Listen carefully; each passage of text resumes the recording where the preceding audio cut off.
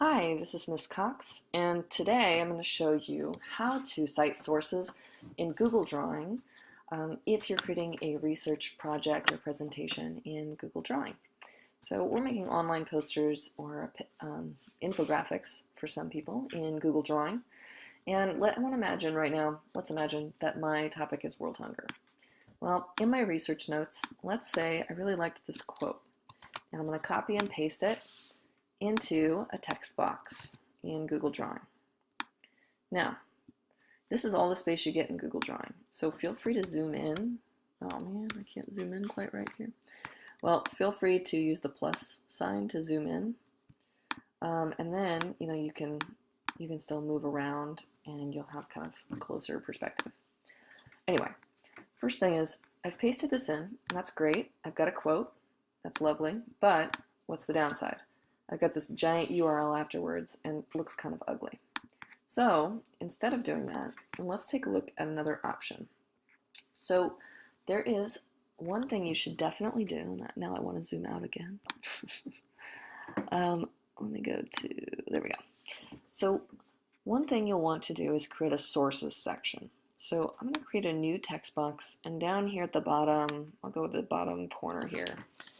I'm going to call this sources, and I'm going to center and bold and make this look like a title.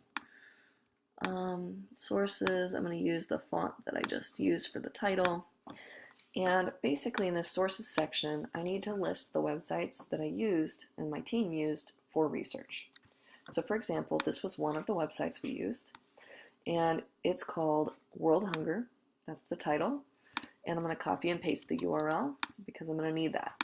Now, instead of just copying and pasting all the URLs in the sources section, it's actually much better if you can type out the name of the source. So World Hunger is the title. And then I'm going to select that, use the hyperlink tool, and I'm going to paste the link in just for those words. Now I can do the next title of another website we used. I can highlight that. I can go to the insert link, and I can paste in another link. So your sources section should have several links to different websites that you used for your research. Now the reason to do this is, one, it shows where your information came from, and two, over here when you have a quote, instead of having the whole URL afterwards, you can delete that, and instead you can just write the title, World Hunger. Now, this is much cleaner looking, and I can look down in the sources section if I want to see what the actual website is that was titled World Hunger. So you're just adding the title afterwards.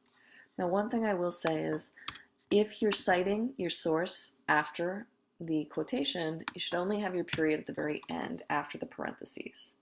So the period should not be inside the quotation marks. You should add your punctuation mark at the end after the parentheses. So at this point, I've got a quote properly cited.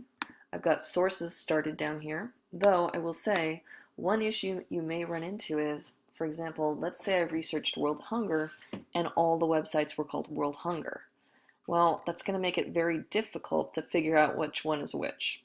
So you could add in, so like this one is World Hunger, and it's also part of this Woodstock website. So what I might do is put World Hunger, let me do this, World Hunger Woodstock.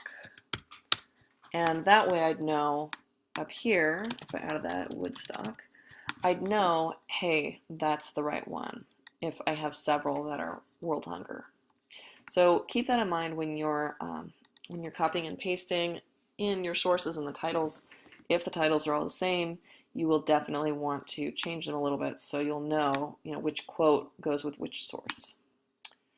Lastly, what about images? Well, first off, you need to find images in Creative Commons. So I went to search.creativecommons.com and I found this image. It's part of Creative Commons. And I'm going to go ahead and click on the little ... over here. And this allows me to go to the download/all sizes section. I'm going to click on that, and now I can either save this, or I can click, hold down, and drag it over to my Google Drawing. It'll create it. I'm going to make it smaller so it fits more. And basically, what you want to do is, one thing you want to do is link back this image to where it came from. You can either click on the image and link it this way by clicking on Insert Link, or you could link underneath. Remember, underneath your images, you need to include who created the image. In this case, the creator is The Factionist Ethical Apparel. I'm going to go to their profile page and make sure they don't have another name. So I'm going over here to the drop down to Profile. I'm going to take a look at their or not, there we go. I'm going to take a look at their profile, and I'll see, normally it would say over here if there was another name. It doesn't say there's another name, so I'm going to type out this whole name, The Factionist-Ethical Apparel. That is going to be, here, created by The Factionist Ethical Apparel. And I'm also going to put down Flickr. And that way I know where it came from. I'm going to make this smaller so it all fits in one line. Feel free to make your text smaller. Now I can either use the image to link back, or I can click on the Flickr word, double click on that to highlight it, and I could make that my link. And to link back, make sure you've linked to the actual page of the picture. So this page has all their pictures. It's a little overwhelming. You want to make sure you link to the page that actually has the picture on it. So I'm going to copy this URL, right click copy or Control C, and then down here paste it in, click apply, and then I should see a little line for the link underneath. So these are different ways that you should be citing your sources in your projects. One last recommendation, if you're in Google Drawing, the background is really boring right now. If you're not sure how to add a background, what you'd want to do is, if you just want to do a solid color, draw a big box around it basically. Let's see, I'm going to draw the big box there. And right now it's light blue, that's fine. The trick is you right click, go to Order, and go to Send to Back, and it'll put it behind everything else. Now I have a background. Ta-da! All right, with that, I hope this is helpful. Good luck on your projects, and email me if you have any questions. Thanks.